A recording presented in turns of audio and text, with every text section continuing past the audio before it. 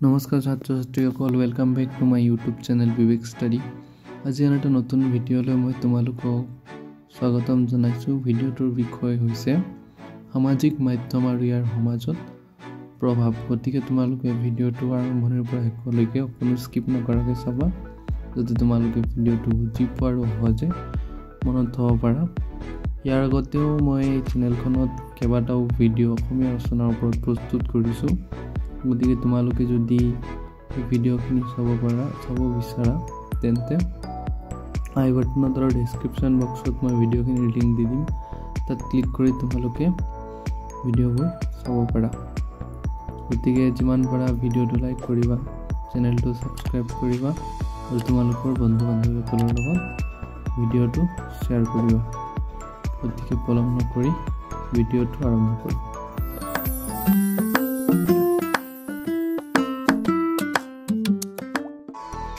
সামাজিক মাধ্যম আৰু ইয়াৰ সমাজত প্ৰভাৱ। ভূমিকা। সাম্প্ৰতিক যুগত সামাজিক মাধ্যম মানুহৰ জীৱনৰ এক অবিচ্ছেদ্য অংগ হৈ পৰিছে। Facebook, WhatsApp, Instagram, Twitter, YouTube আদি প্লেটফৰ্মসমূহৰ জৰিয়তে মানুহ বিশ্বৰ সৈতে সংযোগ স্থাপন কৰিব পাৰিছে। ই কেৱল এক ব্যক্তিগত যোগাযোগৰ মাধ্যম নহয়, বৰঞ্চ বাণিজ্য, শিক্ষা, ৰাজনীতি আৰু সমাজৰ নানা দিশত গুৰুত্বপূৰ্ণ ভূমিকা গ্ৰহণ কৰিছে। সামাজিক মাধ্যমৰ ধনাত্মক প্ৰভাৱ। যোগাযোগৰ সুবিধা। সামাজিক মাধ্যমৰ জৰিয়তে পৃথিৱীৰ যিকোনো ঠাইৰ মানুহৰ সৈতে অতি সহজে যোগাযোগ স্থাপন কৰিব পাৰি। দূৰত্ব আৰু সময়ৰ বাধা নাথাকে, যি আগতে চিঠি পত্ৰ বা টেলিফোনৰ সহায়ত সময় সাপেক্ষে হৈ আছিল। শিক্ষাৰ ক্ষেত্ৰত সহায়ক। শিক্ষাৰ ক্ষেত্ৰত সামাজিক মাধ্যমৰ ভূমিকা উল্লেখযোগ্য। শিক্ষাৰ্থীসকলে ইউটিউব, গুগল ক্লাছৰুম আৰু বিভিন্ন অনলাইন প্লেটফৰ্মৰ জৰিয়তে জ্ঞান লাভ কৰিব পাৰে। বিশেষকৈ ক'ভিড-19 মহামাৰীৰ সময়ছোৱাত সামাজিক মাধ্যম শিক্ষা গ্ৰহণৰ এক প্ৰধান মাধ্যম হৈ পৰিছিল। ব্যৱসায় আৰু কৰ্মসংস্থাপন। সামাজিক মাধ্যম ব্যৱসায় বাণিজ্যৰ ক্ষেত্ৰতো এক অন্যতম যন্ত্ৰ হৈ পৰিছে। অনলাইন বিপণন, বিজ্ঞাপন আৰু ডিজিটেল ব্যৱসায়ৰ বিকাশ এই মাধ্যমৰ সহায়ত ব্যাপকভাৱে বৃদ্ধি পাইছে।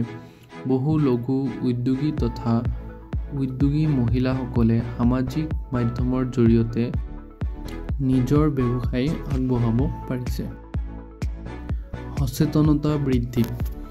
সমাজত চলি থকা বিভিন্ন সামাজিক সমস্যাৰ প্ৰতি মানুহক সজাগ কৰাৰ ক্ষেত্ৰত সামাজিক মাধ্যম গুৰুত্বপূৰ্ণ ভূমিকা লয়। বিভিন্ন জনসেৱামূলক কাম, সাহায্যৰ আবেদন আৰু তথ্য প্ৰচাৰৰ ক্ষেত্ৰত ইয়াৰ ব্যৱহাৰ ব্যাপকভাৱে দেখা যায়। সামাজিক মাধ্যমৰ ঋণাত্মক প্ৰভাৱ। ভুল তথ্য আৰু গোচৰ। সামাজিক মাধ্যমত খবৰ খুব দ্ৰুতগতিত প্ৰসাৰিত হয়, কিন্তু সকলো খবৰ বা তথ্য সঁচা নহয়। বিভিন্ন সময়ত গোচৰ, ভুল তথ্য বা প্ৰপাগাণ্ডা ফাইল হৈ সামাজিক বিভ্ৰান্তি সৃষ্টি কৰে। গোপনীয়তাৰ সমস্যা। ব্যক্তিগত তথ্য সুৰক্ষিত নথকা এক গুৰুত্বপূৰ্ণ সমস্যা। বহু লোকৰ ব্যক্তিগত তথ্য চোৰাংভাৱে ব্যৱহাৰ কৰি বিভিন্ন অসৎ উদ্দেশ্য সিদ্ধি কৰা হয়।